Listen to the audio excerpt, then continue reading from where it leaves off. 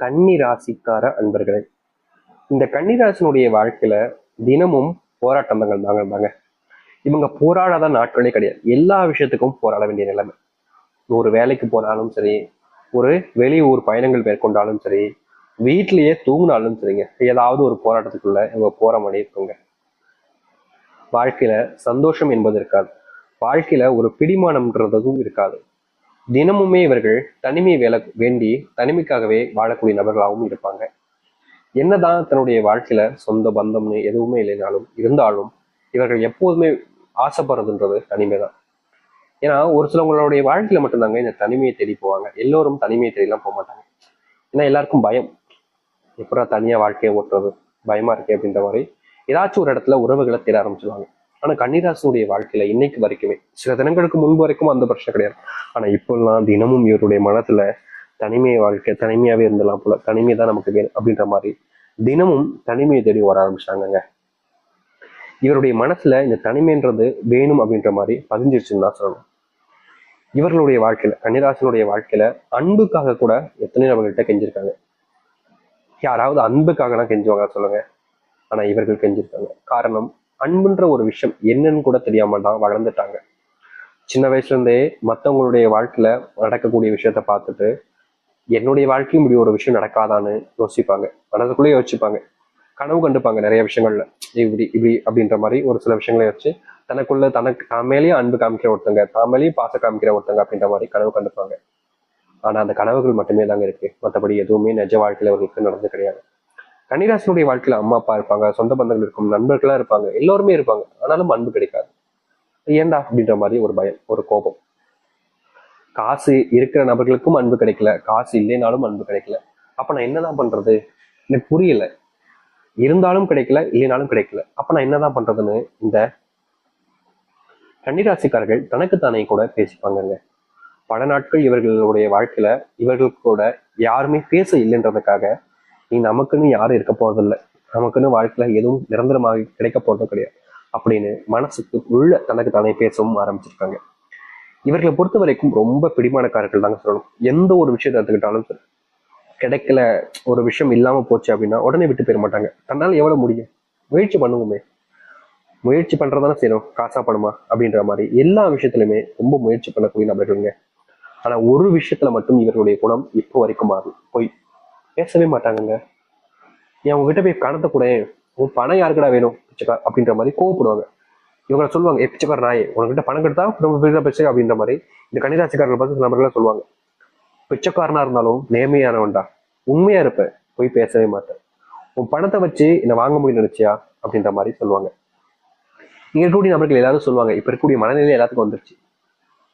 பணத்தை விட நிறைய விஷயங்கள் இருக்குதுங்க, ஆனா அதை வாங்கினா கூட பணம் தான் தேவைப்படுது அப்படின்ற மாதிரி பல நபர்கள் டைலாக்லாம் அடிப்பாங்க. ஆனா கன்னிராசிக்காரர்களுக்கு மட்டும்தான் தெரியும், பணம் எல்லாத்தையும் வாங்கிடலாம். ஒரு உண்மையான அன்பை வாங்க முடியுமா? முடியாது. ஒரு உண்மையான பாசத்தை வாங்க முடியுமா? முடியாது. உனக்குன்னு ஒரு அம்மா வாங்க முடியுமா? முடியாது. இதெல்லாம் பணத்தை வச்சு வரதில்லை, பணத்தையும் தாண்டி பல விஷயங்கள் இருக்குதுன்றத கன்னிராசிக்காரர்கள் மட்டும்தாங்க புரிஞ்சுக்கிட்டு இருக்காங்க. மற்றபடி யாரும் புரிஞ்சுக்கிறது கிடையாது. பணம் தான் முக்கியம் வாழ்க்கையில் அப்படின்னு பணத்துக்காகவே ஓடுவாங்க. ஆனா பணத்தை விட எல்லாமே மேல இருக்கு, பணத்தை விட பயங்கரமான நிறைய விஷயங்கள் இருக்கு. எனக்கு ஒரு கஷ்டம் வருதுப்பா, பணம் இருக்குது, என் கூட நிறைய பேர் இருக்காங்க, ஆனா திடீர்னு ஒரு நாள் கஷ்டம் வருது, பணம் இல்லாம போகுது. அப்ப என் கூட யாருமே இல்லாம போயிட்டாங்கன்னா அப்ப அந்த பணத்தை வச்சு நம்ம என் கூட இருக்கவங்கள வாங்க முடியுமா? முடியாது. அப்ப அன்பு தான் முக்கியம், பாசம் முக்கியம். பணம் தேவை, வாழ்க்கையில சாப்பிட்றதுக்கு வாழ்றதுக்கு தேவை. ஆனா அதுக்காக பணம் மட்டுமே முக்கியமா, அதுக்குன்னு துரோகம் பண்ணலாம், ஏமாத்தலாமான்றத புரிஞ்சுக்கிட்டு வாழக்கூடிய உறவுகள்லாம் அது இந்த கன்னிராசிக்காரர்கள் தாங்க.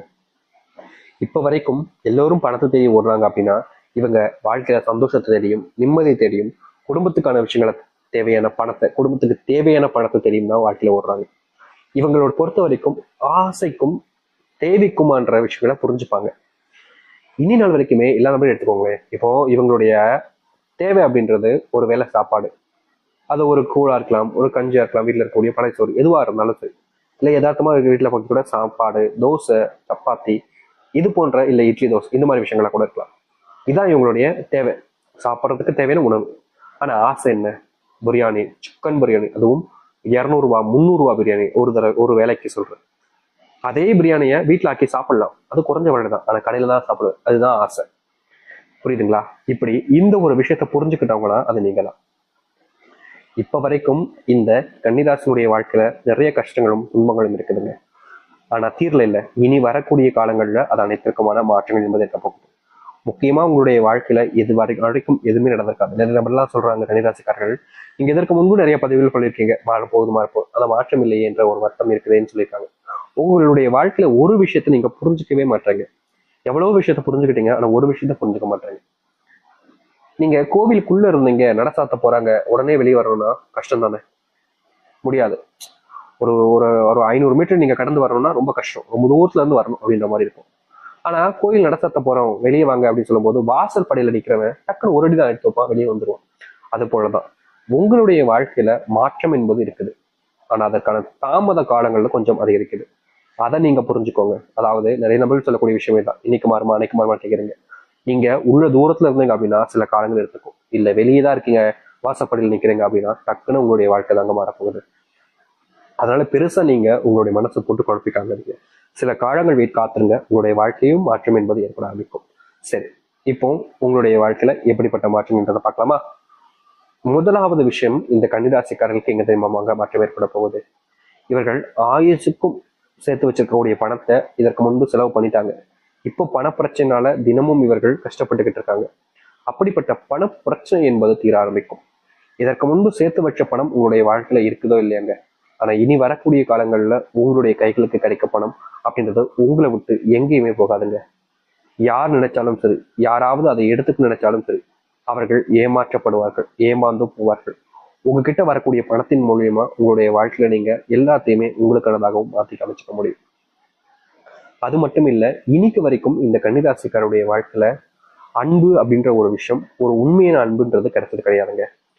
காதல்ன்ற ஒரு விஷயமும் உண்மையானதாக இவர்களுடைய வாழ்க்கையில இருந்து கிடையாதுங்க. எனக்கு உண்மையா இருக்க மாதிரி தாங்க நினைச்சாங்க, நான் அவங்கள உண்மையாவே காதலிச்சேன். ஆனா அவங்க திடீர்னு என்னோட வேற ஒருத்தங்க பணத்திலையும் சரி, வேலையிலையும் சரி, அழகுலையும் சரி உசுந்தா இருந்துட்டாங்கன்னு சொல்லிட்டு என்னை விட்டு போயிட்டாங்கன்னு சொல்லி வருத்தப்பட்டாங்க.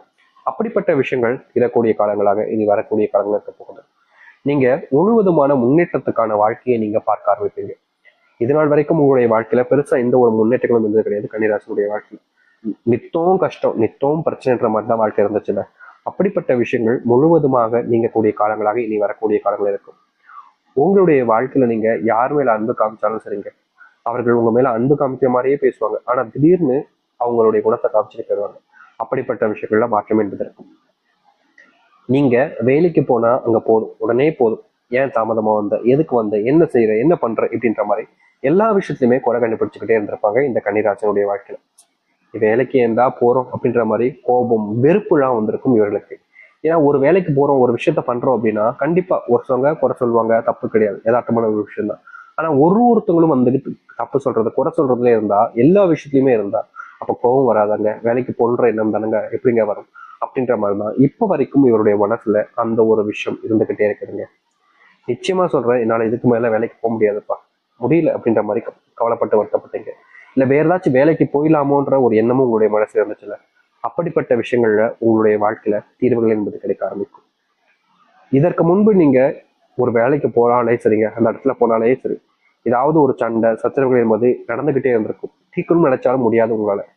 தினமும் அந்த ஒரு சண்டை சச்சரவுல இருந்து நீங்க முடியாம இந்த கன்னிராசிக்காரர்கள் போராடினாங்க போராடினாங்க போராடினாங்க போராடிக்கிட்டே தாங்க இருக்காங்க இப்போ வரைக்கும். அப்படிப்பட்ட விஷயங்களிலும் தீர்வுகள் என்பது கிடைக்கும். உங்க வாழ்க்கையில நீங்க குழப்பம் இல்லாத ஒரு வாழ்க்கையாகவே இனி வரக்கூடிய காலங்களில் அமைச்சுக்க முடியும். இதற்கு முன்பு நீங்க எத்தனையோ விஷயங்களை பண்ணாலும் அதுல உங்களுக்கு தீர்வுகள் கிடைச்சிருக்காது. ஆனா இனி ஒவ்வொரு விஷயத்திலையும் உங்களுடைய வாழ்க்கையில நீங்க உங்களை மாற்றி அமைச்சுக்க முடியும். நீங்கள் முன்னேறுவதற்கான காலங்களாக தான் இனி இருக்க போகுது.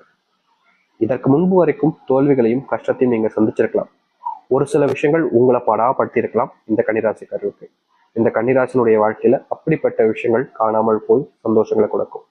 கன்னிராசினுடைய வாழ்க்கையில காதல்ல வெற்றிகள் என்பது கிடைக்கும். கன்னிராசினுடைய வாழ்க்கையில இது நாள் வரைக்கும் கல்யாணம் ஆகாம கஷ்டப்பட்டீங்களா, அந்த தனிமைன்ற வாழ்க்கையில இருந்து வெளியே வருவீங்க. கன்னிராசினுடைய மனசுக்குள்ள இருந்த கவலைகள் நீங்கக்கூடியதாக காலங்களாக இனி வரக்கூடிய காலங்களாமே. நீங்க எடுக்கக்கூடிய முடிவுகளுக்கு இது நாள் வரைக்கும் மரியாதை மதிப்புன்றது கிடைச்சிருக்காது.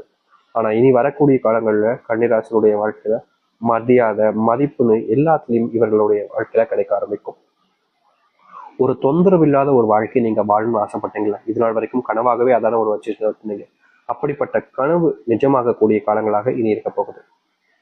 நீங்க தொந்தரவு இல்லாத ஒரு வாழ்க்கையாக வாழ்வீங்க. சொந்தமா சொல்றேங்க, ஒரு வீடு கட்டி நீங்க எல்லோருடைய முன்பும் எல்லாருடைய வாயும் அடைச்சு முன்னேறுவதற்கான வழியாகவும் உங்களுடைய வாழ்க்கையில இருக்க போகுது.